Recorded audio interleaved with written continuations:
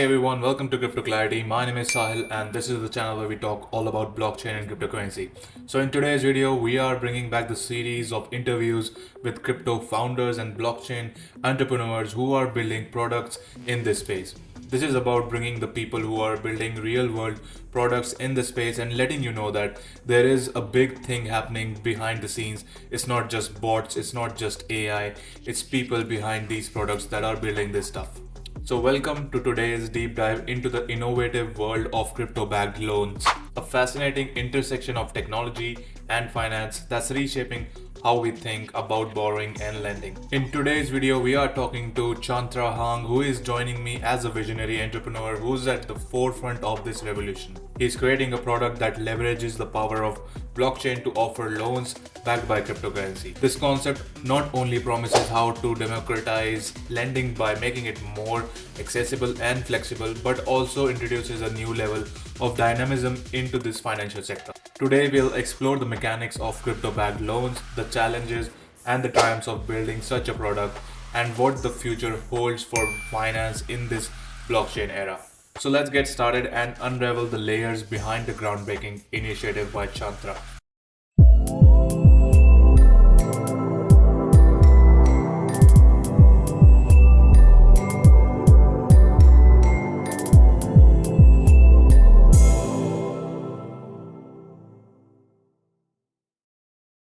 Hey Chan, how are you? Thanks for coming to Crypto Clarity.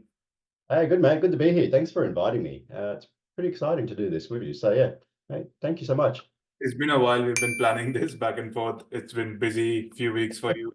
Obviously, it's that kind of time in the crypto market as well.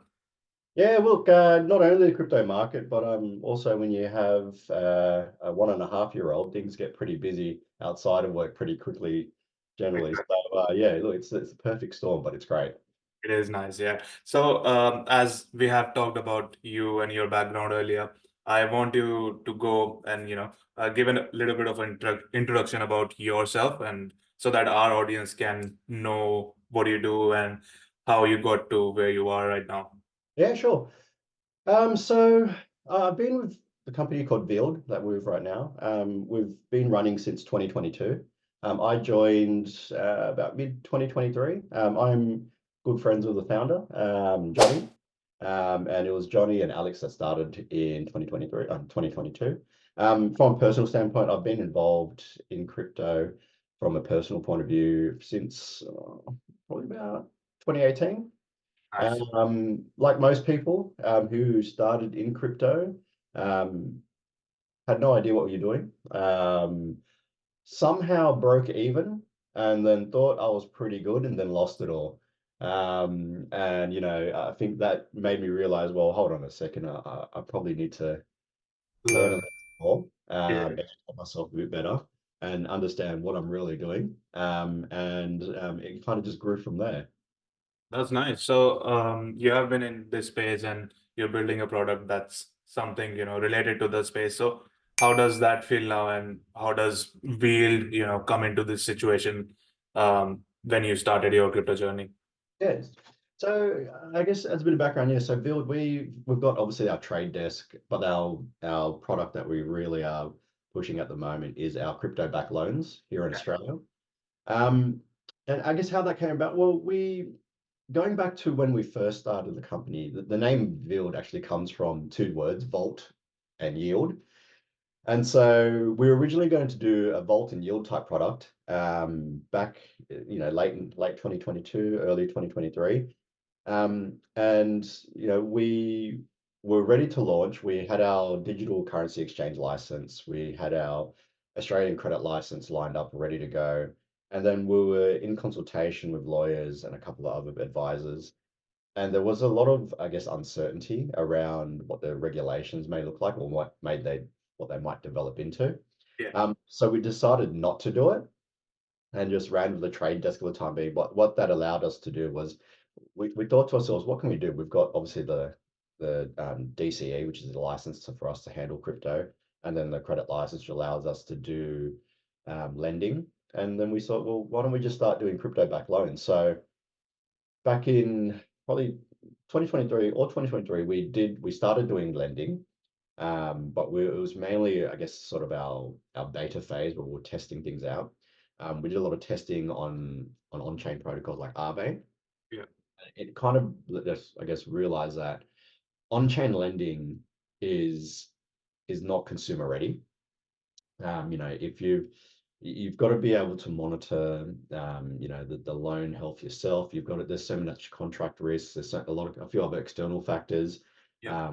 interest rate spikes, those sorts of things. Volatility. Yeah. All Yeah. that stuff.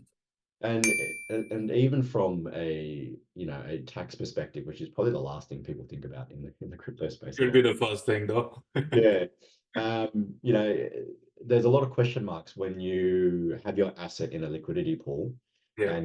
and your assets are commingled together with other people's assets, what that looks like from a tax standpoint as well. So because that didn't really give us a lot of confidence, we decided to go with a completely different model. Um, and what that is that we take our customers' assets and put it into an individual wallet. Wallet is custodied by us, which is self-custodied, and the wallet asset just stays there. It's purely used there as security. Hmm. Uh, Similar to what you do with a home, Yeah. that the bank will take title on the home. We don't take title on the assets. We just store it somewhere for you. We give you access to see it. So there's a public address that customers can go see what we're doing with the assets, which is nothing. And they can run their own verification from a third party point of view. And then we lend out Australian dollars straight to their account. The turnaround time is really same day, and it's pretty straightforward. So is this based on, the current price that they are storing it on, or can that vary as well, like based on, the price of their asset? Yeah, so look, Bitcoin, the price that we lend at is based on the time that the loan's taken out. So say, to make the maths easy, let's say Bitcoin's worth 100,000 Australian. Yeah. We'll lend people up to 50% of that value uh, Okay. on the instance.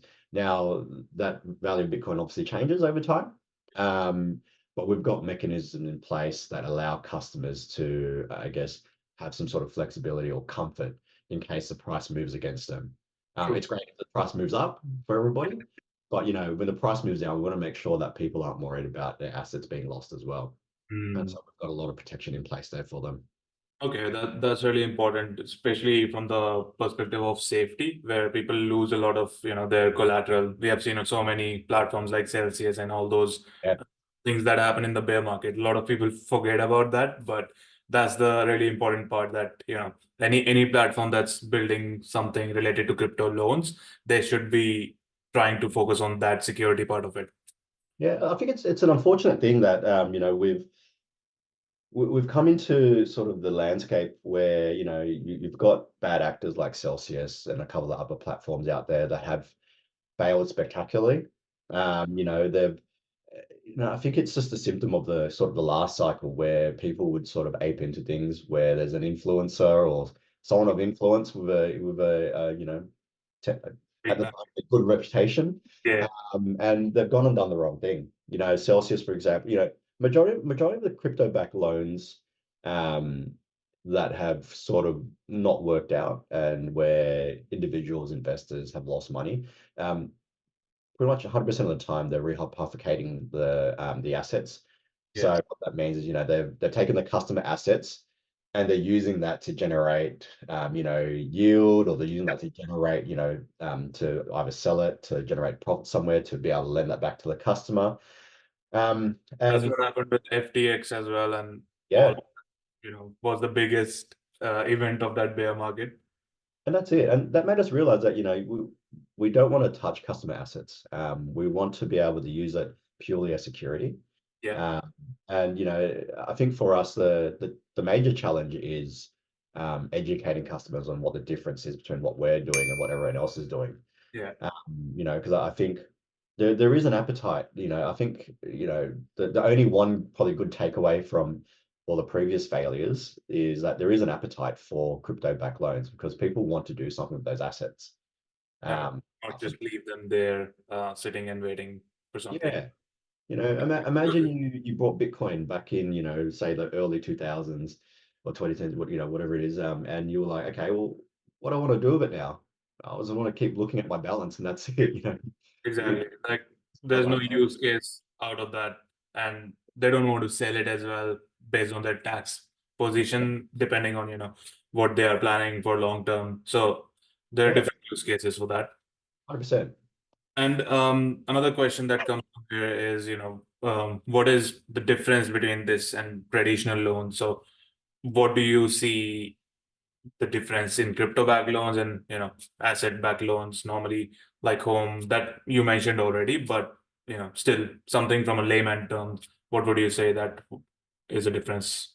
Look, I'd probably say there's more similarities than differences. The way we've modeled it is that um, it works very similar to, I guess, a DeFi loan. Yeah. Sorry, to a TradFi loan, where an institution will take security from an asset, which is what we'll do. Um, we don't own the asset; the customer still owns it, but we take it as security, and we provide Australian dollars. Yeah, the major difference is that Bitcoin, Ethereum, which are blue chip cryptocurrencies, but are still volatile in comparison to traditional assets. That's probably the major difference, and it's just working out how do you minimize that risk for a customer. Hmm. That's something that we've figured out. That's really important to know. And you might have faced a lot of challenges in this, from the regulatory aspect, especially here in Australia. We have seen so many things happening, especially banks and everyone.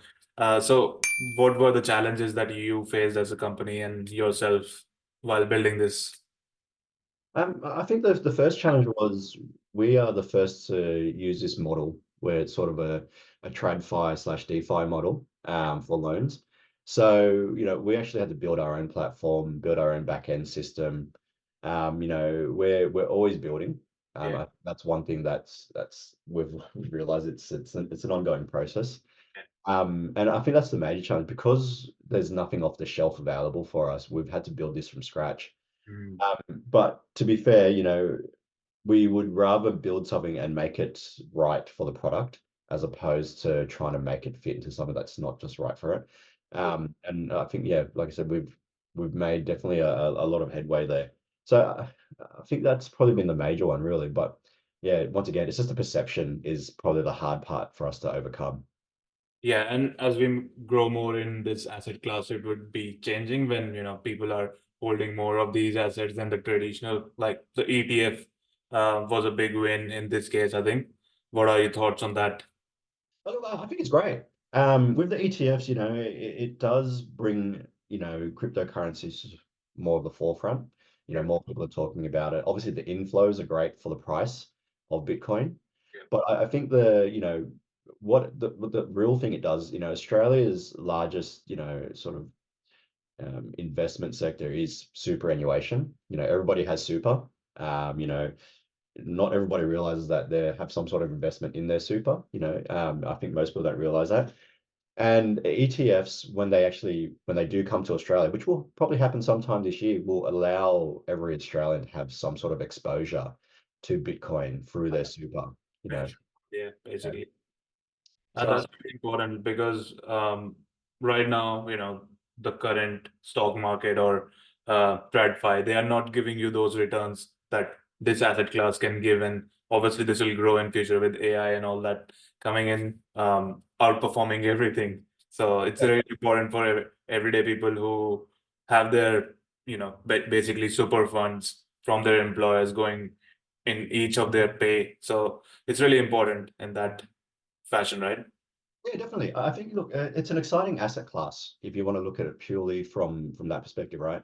Australia have two major vehicles for investment. It's either super, which everybody has, or it's go buy a house. Yeah. Uh, you know, but unfortunately, Australian dream. yeah, it's Australian dream, exactly it. But unfortunately, these days, buying a house is out of the reach of most people. Yeah. Go back maybe 20 years ago, it was definitely possible. But even 10 years ago, it was starting to become unaffordable. And you look at it now, most people can't even afford their rent now. So, I think having exposure to something like Bitcoin, Ethereum, where you don't need to buy, you can buy as much as you want or as little as you want. It gives you exposure and it's easy to get into. Yeah. So that's where I also got into this space where I thought, I cannot get into the real estate because I don't have that capital. where do I start? Stock market is not giving me any returns as a new person in the investment space. So that's where everyone starts and they think that, okay, this is where it is growing. What was your thought process when you entered crypto like in 2018? I shunned Bitcoin and ETH straight away. I was like, I'm too late. I'm gonna look at all these other things. Yeah, And like I said, I can't even, I don't even remember what I was buying and selling. yeah, I think I ended up on Mana for a while. Decentraland had a bit of Ohm for a bit. But outside of that, I can't even remember what I was trading in and out you're of. just playing. That was just a complete play, yeah. And like I said, pure luck, uh, which is not what we recommend anybody do with their, future Yeah. investment. Please get your advice from somebody more reputable than me. Or a YouTuber. Yeah. Myself. You know, and I think that's interesting too. I think that sort of you know, crypto in general gave everybody a very easy entry point into investment. And, I think it comes with its own inherent risk as well. If you look at some of the regulations or some of the regulatory changes that are coming through at the moment, ASIC are looking at, anybody who's on social media who, provides advice on crypto and things like that for them to get an AFSL as an advisor. That's one of the things that are happening in the works at the moment. So like I said, it allows crypto was great because it allows everybody to become a little bit more financially savvy.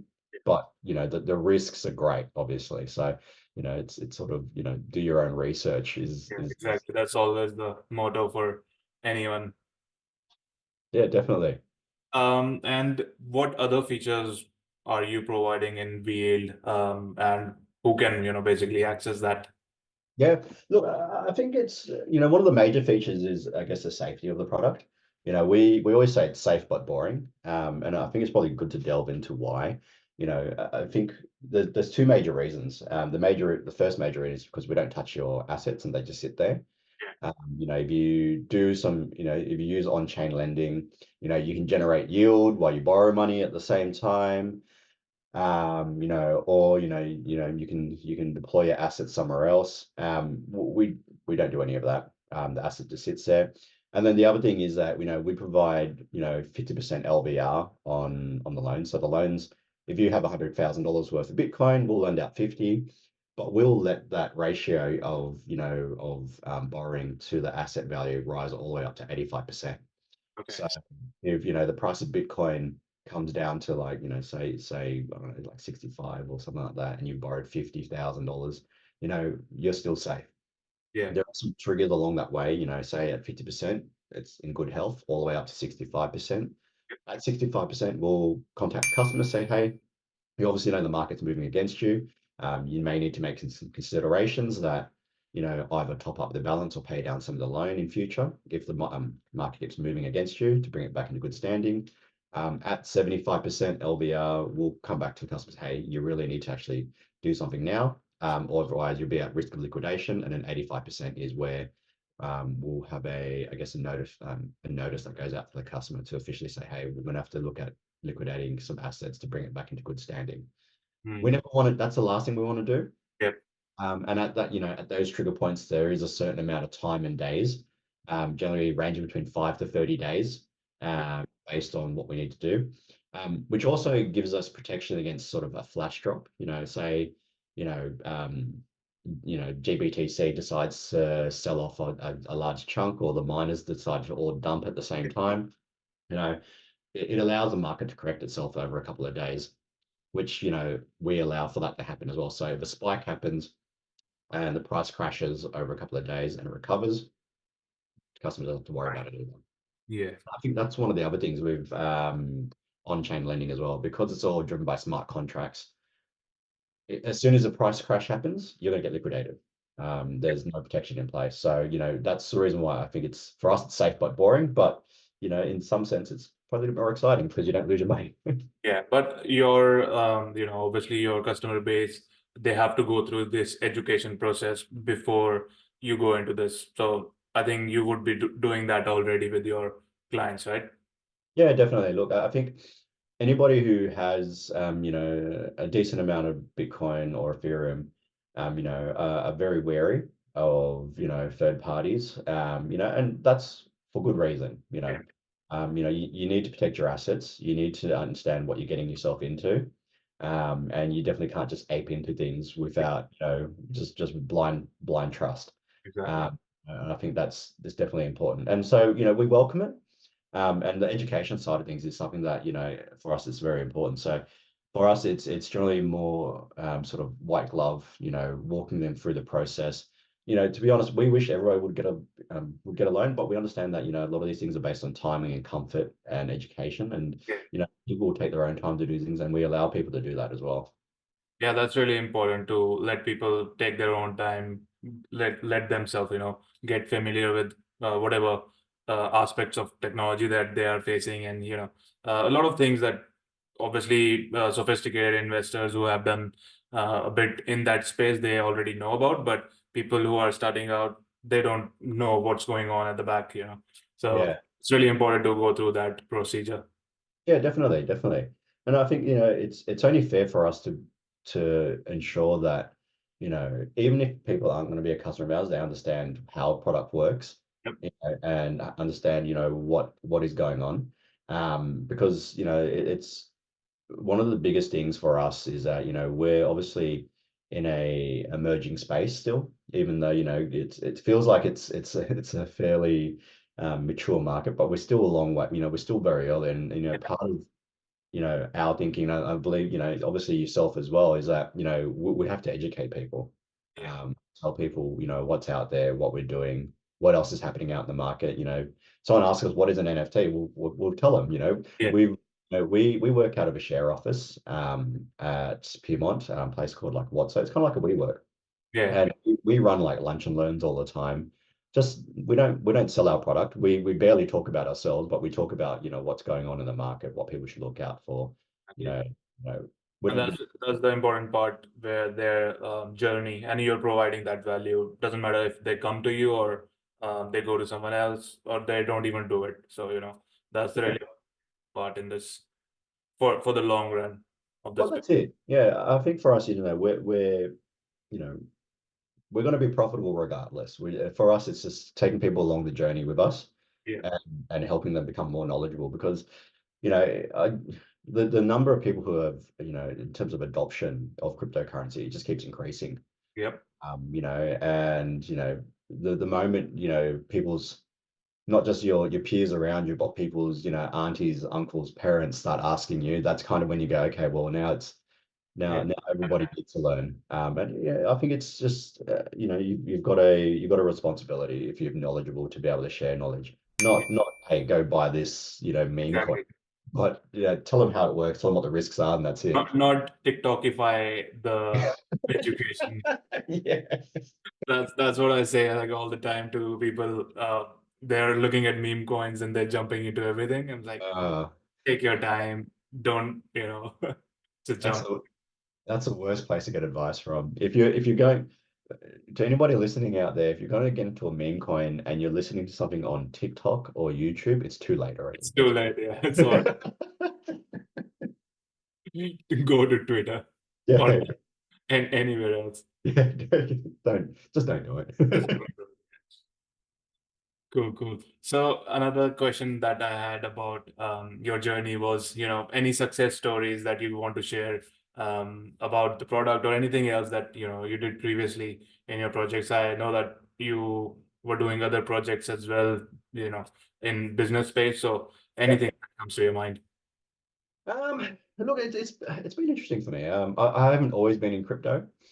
Yeah. In fact, crypto is very recent for me. Before that, it started in sort of traditional IT.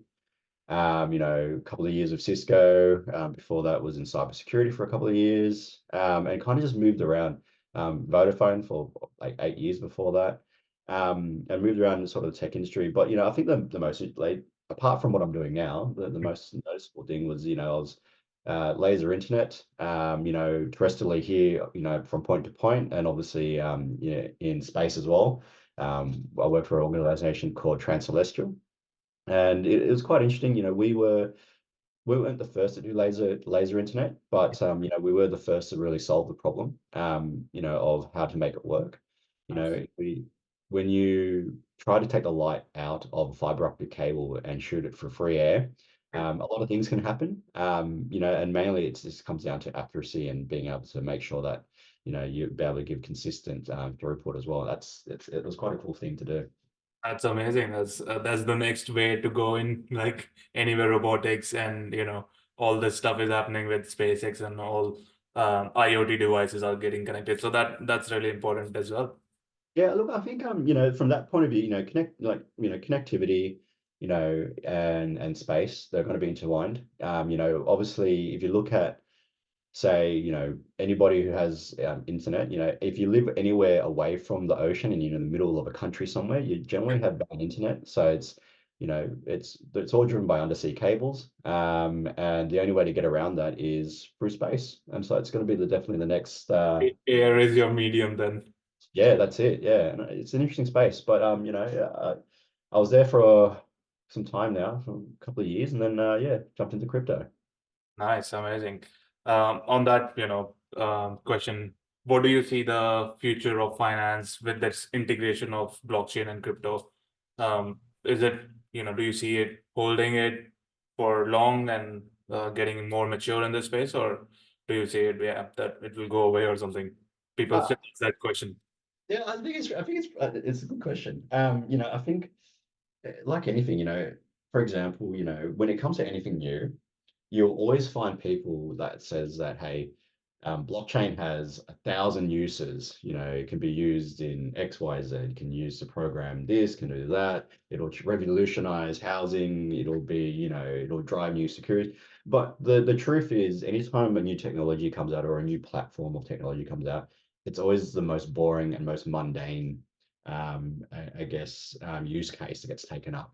And I think for crypto, for blockchain in general, um, there is a strong narrative at the moment around sort of real world assets, but to be honest, I don't think we're anywhere close to that yet, because the first use case is going to be more around sort of like stable coins or payment rails, which is, you look at like what Ripple are doing, USDC, a couple of other players around that market, how to actually build more stable sort of rails and remove intermediaries in the middle. Yeah. Obviously, we've got the Swift network in the banking system at the moment, Yeah. but that's far from perfect.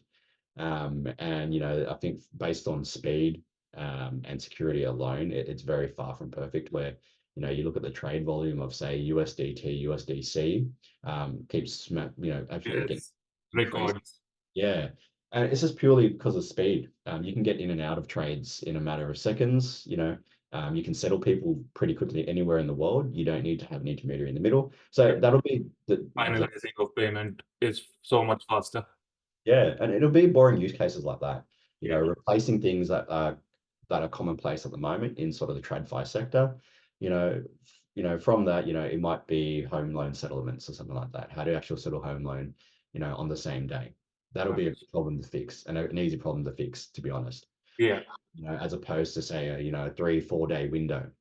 How do you actually, you know, instead of having masses of paperwork, how do you actually, encapsulate that into the blockchain somehow to verify that, you've signed on one end, another person signed on the other end, release the funds through all your solicitors, lawyers, or holding accounts, whatever it is. You could do that in seconds. Yeah. But it would be real world problems that happen on scale, that happen over, a long that are inefficient. Yeah, That can inefficient and leaks a lot of, value out of them because of that processes right now. Yeah, correct. Imagine if you're able to settle a home loan in minutes as opposed to days. Exactly.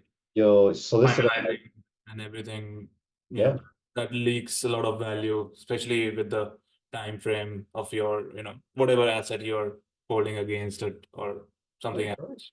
Yeah, correct. And I think a major problem people have at the moment, say, take that for example, right, is if you're somebody selling a home, you're probably going to be buying a home at the same time too. Yeah. So, it gives you the ability to get out of one property and get into one property quickly as well, instead of having to try to line things up and Yeah. then go into property for a couple of weeks and then go Yeah. finally buy a house and settle it and then move in a couple of months later down the track. You could really speed up that process, but it'll be That's the very, real world problem, basically. Yeah. yeah, it'd be very What people boring. face day to day. Yeah. Yeah. But I think that's sort of where the emergence is. You've got to look at where the money is first. So Yeah. obviously,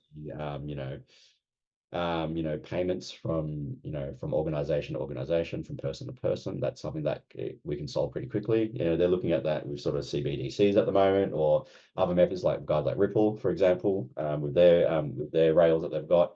But the other sort of real world uses, would be like large ticket transactions, like buying a home and selling a home, being able to get out of a position like that pretty quickly. So yeah, I think it's a bit boring stuff like that. All the exciting stuff, like people go, oh, it'll revolutionize hospitals, or you'll have a robotic dog that can, I don't know, snipe positions for you on the market. I don't know, Yeah. stuff like that. It's weird, like 20 years. That's It's very niche. Yeah, and also with now, AI coming into this play is going to get faster because of that AI automation for everything. Yeah, And I think now we are seeing Web3 getting completed with all of these technologies coming together. yeah. Uh, and finance, which is basically crypto payment rails that will bring it all together. In Well, that's definitely it. Yeah, if you look at the way some new technologies have been adopted, say phones, for example, when the first smartphone came out, everyone's like, well, it's cool, but what am I Yeah, going to use it for? And now you can't even buy a phone that has buttons on it. Like exactly. it's Everything is that. yeah. But that sort of adoption curve, generally, you have your early adopters, they'll come in early. Because before iPhone, there was a couple of other smartphones out there with, touchscreens, and they weren't perfect. And people said, no, they're crap, they're not going to work. And it's just whoever be able to next. And iteration wise, it happens faster when, we have multiple products iteratively coming up one after other, and then you find a perfect design. Like everyone's using that phone now. And that's it, yeah. And generally, there'll be, I guess, a major adopter, or a major vendor, or manufacturer who goes all in, and that was really Apple, at that point. And look at them now, right? And same with AI. You look at Nvidia's stock price. It's through the roof, right? Yeah, that's Um, crazy. And all those, even my AI crypto portfolio is booming because of that. And that's the only one outperforming everything else. yeah, I'm not touching anything because of that reason, because you have the demand there. and that's it. I think it's, yeah. There's always one major beneficiary who takes it. It seems like they take a leap Yeah. into it, but there's been so many smaller projects before that to give them confidence to be able to go, okay, well, how do we actually do this the right way and go to market with it, and really build it. And going back to the original question, right? What's that major sort of adoption going to be from a TradFi perspective? It's just going to be something like that, a major bank, and it's actually already happening. All the banks have some sort of blockchain, Yeah. or crypto project, that they're always working on. You look at guys like Zodiac Custody, who have a Zodiac, who have a custody solution that's air gapped, which is cold storage. They've partnered with Standard Chartered Bank, and they're partnered here in Australia with NAB. Right. Um, Stuff like that, where you have that sort of institutional backing, or institutional level backing. That's where you start seeing things start to really crank. So I think this is actually a really important cycle Yeah. for industry itself. Because it is getting the legitimacy from the institutions now, and then obviously more people will see it coming to fruition that, okay, this is a legit thing. It's not like It's not uh, scary. it's not a scam, and it's not for nerds in their basement. Well, that's it, and I think it's maturing a lot faster than some people like, I would Yeah. say. I think there's a certain pocket of people in the crypto industry who really like the fact that it's still sort of emerging, still a little bit of a sort of indie type, industry, Yeah. where you still need to understand a little bit of how the complexity of it to make it work. But I think once that all gets moved away and becomes more mainstream, it'll be have more mass appeal. It'll be safer. Even things like from like a safety point of view, a regulatory standard point of view, it'll become safer. Experiences will get better for better UI, UX. Yeah. Even if you look at ETH, they've got the most amount of developers out there, and that will never go away. But it's That's it's their digital real estate, basically. Like whatever talent is going in there, they will build things, from there on. Well, definitely, yeah. I think crypto is an interesting thing. It's sort of normal, from a financial point of view, like as an investment vehicle, the standard TradFi metrics don't really apply. I But think the biggest thing is more communities. How many people are backing a project or are involved with something. ETH's a good example of that. And if you look at the more successful, say, coins or anything like that, say like the meme coins like Doge, Shiba, that big communities, people buy into it, believe it. Every time Elon says something, the price goes up. It's pretty crazy. It's always that crazy part, and that's when you know that you're at the peak of the bull run. Or when your Uber driver starts telling you Yeah. what coin to get into, it's a bit too late. To be fair, just buy Bitcoin or Ethereum, you'll be fine. Yeah, exactly. So another question that I had in my mind was about your user privacy and security on the platform. So how do you manage that, and what steps do you take for that? Yep.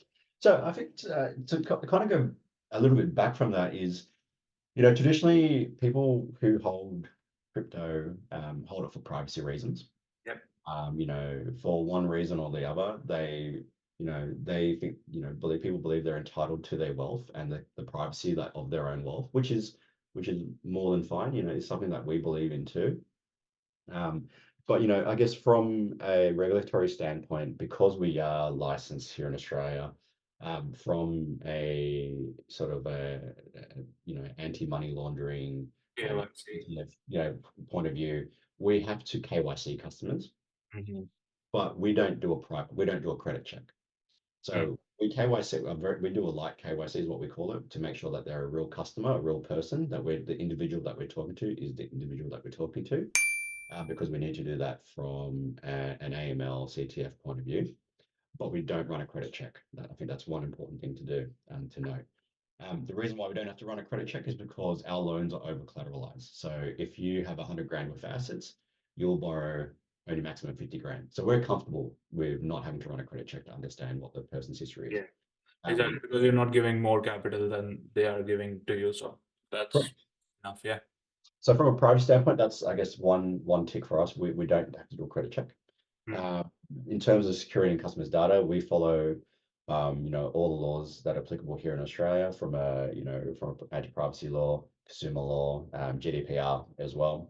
We follow all the regulations around that, around how we handle customer data, how we release that data, if and when we have to, and to really, I guess, sort of say that in layman's terms, the only time that we need to disclose customer data is if ASIC or AUSTRAC believe there is a money laundering or a terrorist funding issue, and they'll have to take us to court to subpoena us to get that information about that one customer.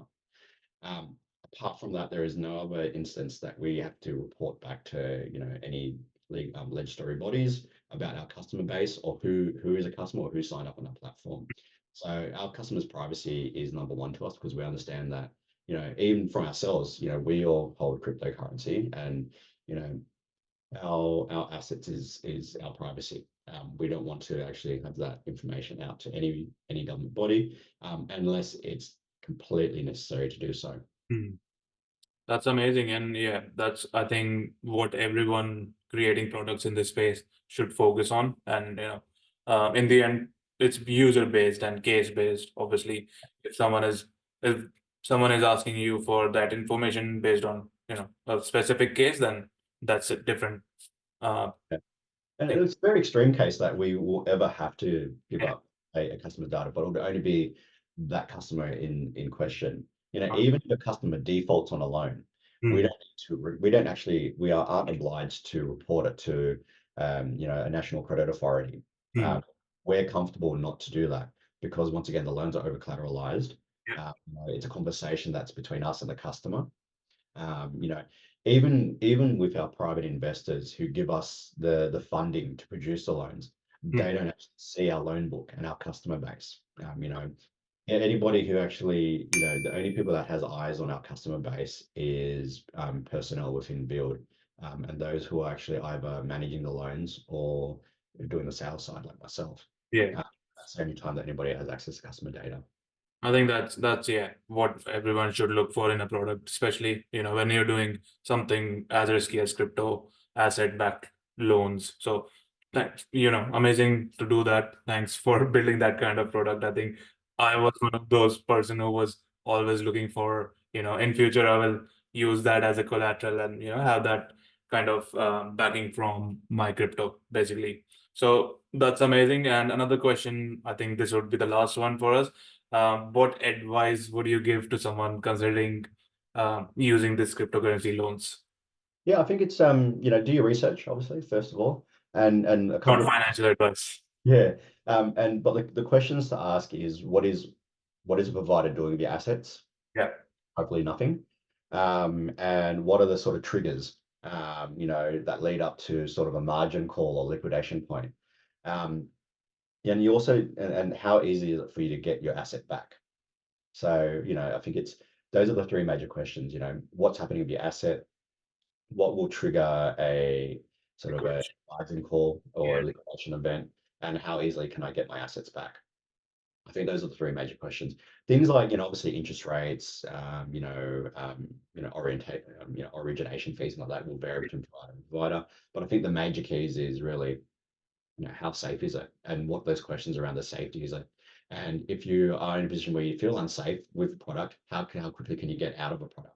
the product. Yeah, I think those are the three things that really people need to keep top of mind when they're comparing things against each other. Because I think people can go, and this is my general view on anything that you buy, right? If you want the cheapest product, right? If you want to get the best price, you yeah, can you can go and find the best, the cheapest price, right? But that may not be necessarily the best product for you. exactly. You need to go find. It's normally a combination of things, which is Quality. price, quality, and efficiency. If those And all three, is it solving the purpose that you are looking it for, not just the price perspective? Like, what do you want to do with it? yeah, and that's it. And I think I think it's the important things to ask. Security is obviously top of mind. And I think that's the number one. If that gets a tick, and then you go for the next couple of things.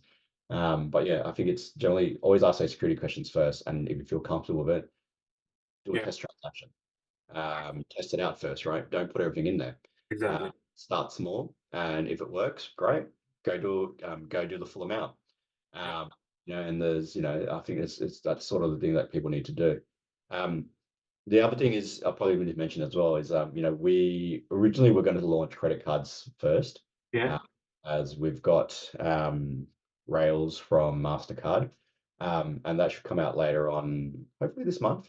Uh, but there was a couple of sort of changes from a regulatory standpoint, so we decided to push ahead with the loans first. But I think that'll be a good stepping stone for people. Especially and if you don't want to do, say, a test transaction or something like that, you can take out a credit card or use a different product from a provider. Mm. If it's not us, whatever it is, from them. And once again, do your security questions first. Can I get in and out of that position quickly with a company? What happens to my assets? How can I lose my assets with you? That sort of thing. Amazing. That's great. And for the, anyone who is interested in it, how should they start with you, and where can they find more information about you? Yeah, look, like any organization, our website's probably the best place to go. It's vield.io. They can see all of the loan details there. We're actually going through a rebuilding process of our website, so hopefully the new version is going to be up by the time people see this. Okay. It's got all the FAQs on there. It's got access to the loan portal. People can sign up for free onto our loan portal and try it out without actually depositing any collateral. And we're available, I wouldn't say 24/7 because I've got a young daughter, so I don't get much sleep already because she's teething. But we're available during business hours to answer any questions or talk people through how the loan platform works as well. That's amazing. And, I will definitely ask my audience to go there and have a look if they have any questions, especially the people based in Australia. They would definitely benefit from this kind of product. Do you have any plans for other places in the world, or you're just focusing in Australia right now? Look, it's definitely the next probably 12 to 18 months is just focusing on Australia. And I think it's for good reason. We all live, all of us at Vield, we all live in Australia, apart from our devs who are in Japan and Canada. But we all live in Australia. It would have been easy for us to go and get a license from Lithuania Yeah. or some other, country where license regimen is a little bit easier. But we decided to do it sort of the hard way by getting the licensing here in Australia, making sure that we're up to sort of regulatory standpoint here. And I think that sets us up for any sort of regulatory jurisdiction in the world. We were able to prove that we're able to build a product, a safe and responsible product from a regulatory standpoint here in Australia. We can do it anywhere in the world. So I think for the next 18, 12 months, to be here in Australia and potentially probably launch in Asia there afterwards. But we'll see. Ah, that's a good plan. I think obviously you're focusing on the hard problems first, and then going ahead. Once that is solved, you can expand easy. Yeah, that's it. It's a scale after that. So yeah, fingers crossed. We'll see how we go. Amazing. Thanks for joining in, Jan, and I'll see you, next time. We'll keep on chatting. Maybe, yeah, in the bull run, we'll have another catch up. Oh, So that'd be amazing. Maybe we'll both be in Lambos, but we've got a policy at work. No one's allowed to buy a Lambo because that's a big red flag. we can't Uh, show that yeah. off. All good, man. I'll see you next time. See you, mate. Catch ya.